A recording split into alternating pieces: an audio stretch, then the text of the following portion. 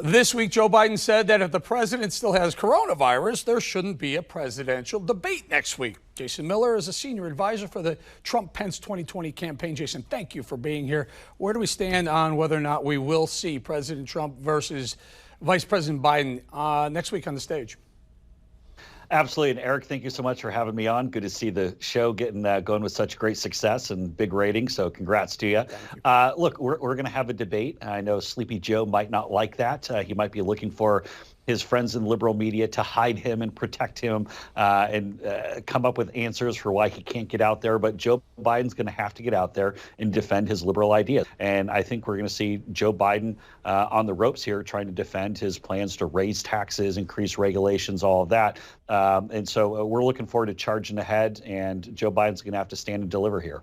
Jason, what do you think? I mean, clearly law and order is your wheelhouse this election cycle, but COVID-19 will be the left. What do you think Biden's going to come at the president in that debate with the COVID? He's going to probably point some fingers that maybe he shouldn't have left Walter Reed on the timing he did. How is the president? Is he healthy? Is he ready to debate? Is he ready to tackle the campaign? President will definitely be ready. We'll obviously have full clearance from all of the doctors for everything that the president does going forward. I think Joe Biden runs a real risk here. I think if he comes at the president at too much of a personal level, if he starts attacking, then I think that's going to look really insensitive, especially with President Trump being cleared and ready to go here. I think there's something, Eric, when we talk about President Trump's experience, how he has now gone through battling COVID. He knows what people have been through who've suffered through this virus. He knows how important it is to get that care. I think you're going to hear the president talk quite a bit about what we're doing to make sure that seniors are taken care of, and also how we're putting our most vulnerable at the front of the line to get this vaccine. So for me, Jason, and again, I get it. I'm on board. I understand where the president's been with masks. I've been wearing masks for the better part of 2 years on airplanes. He got COVID, okay? He didn't think maybe he didn't think he was, maybe he got COVID. On the backside of that, as he comes back out and tackles the campaign trail for the next 2-3 weeks until the election, is it going to be more of a mea culpa, more of a humbling experience for him, or is he going to go right back, where he was prior to getting COVID, saying, it's not that bad? What do you think?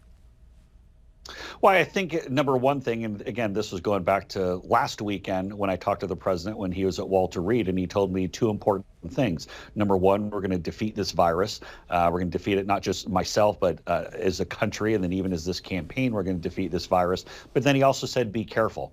And it was a pretty stark reminder that you can do everything right. You can have people around you tested. You can socially distance. You can wash your hands, use hand sanitizer. And guess what? You can still get it. I mean, Eric, this is something that's personal to me. I'm very fortunate to have not gotten COVID. But you look in that debate room where myself and Mayor Giuliani are the only two people who did not get COVID in that debate prep room.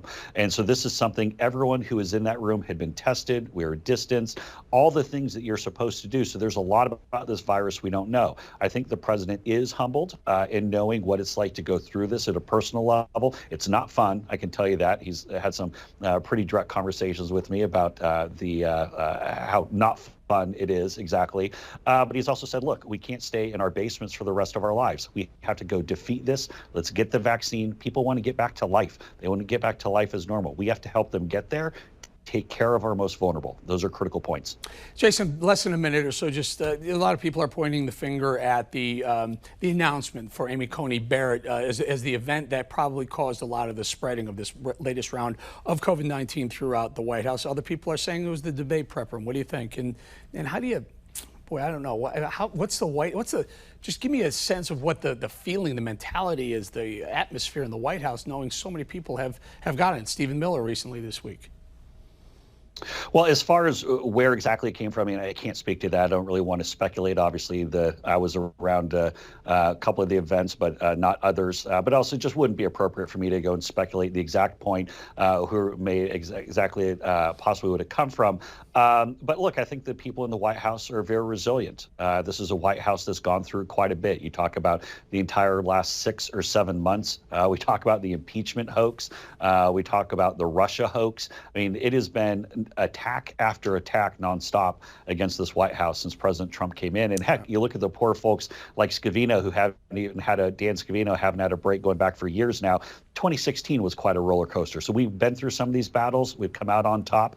And I think that's because we have the president at the front. Jason Miller, I'll give our audience a quick refresher. 4 years ago, about this week, we were in the hallway in Fox News, and you turned to me and said, the president's he's going to win Michigan and Wisconsin. I said, wait. I said, what? And he said, he's going to win. I said, Jason, I can't imagine that. And guess what, folks? Jason was right. Jason Miller, everybody, thank you for your time. Thanks, Eric.